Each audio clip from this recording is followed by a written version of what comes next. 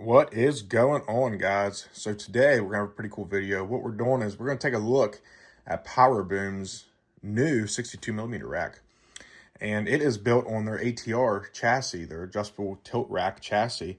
So that means your center rack can go 30 degrees either direction, and then your outside racks can go 0 to 30. Let's take a quick look here. So it looks like what they're using is some HDPE tubes, and that's going to be your holders for your 62mm preloads. And they're loose enough to where you can actually run your E-match right out the side. And they are stapled in, and they are actually inset. I don't know if you can see down there. They're actually routed out and inset down in there a little bit to actually hold the tubes in, which I think is nice. I do like the fact that it's their adjustable rack, so you can set all your different angles up. Of course, you're only going to be able to get 3 chassis in there, so a total of 12 shells in this rack. But what I would like to see is if you can fit the consumer 1.75-inch racks in here also, so you could do a modular rack.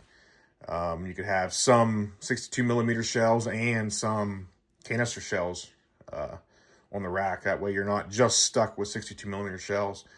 But other than that, I love it. I think it's a great design. I love how it's modular. You can break these down and transport them really easily. You don't have to transport them as complete racks the way it's set up. You can actually take your wing nuts off here, and you could lay your chassis here in your trailer or whatever you're transporting, and then lay your sideboards flat. Just saves you a lot of room if you have 10 or 15 of these, you know. It gets pretty crowded. But so what I want to do is I want to shoot a couple shells out of it and see how it holds up. I want to do one shell, and then I'd like to shoot 2 of them at the same time. And then what I want to do to finish it off is I want to create a Kato situation and see what happens to that HDPE tube that this rides in. I want to know if the shell is high enough in here to where it just flower pots, or does it have enough power to actually bust the HDPE tube or fracture the rack or whatever might happen. So let's go ahead and we're going to try that now. So we'll get set up. We're going to electric fire from the Cobra.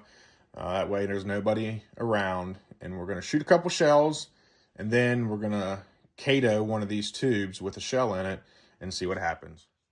All right, everyone. So it has actually been a couple days since I filmed that first bit of this video. But now we're at the test fire part.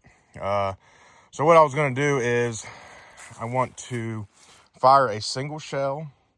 Then I'll fire 2 shells, and then this last shell here, I've got it actually wired to Kato. So what we'll see there is 1, does it blow the tubular part of the rack here? And 2, if it does, how much damage does it do? Does it take out a shell beside it, or does it just stay in that little area there? So I'm going to shoot the first shell. If I don't see anything abnormal, I'm just going to go ahead and shoot the second shell, or the 2 shells together. And then if I don't see anything after that, I'm going to go ahead and shoot that last one and see if we can get this rack to split apart. So I'm going to set you up on a tripod and get a safe distance away and see what happens here.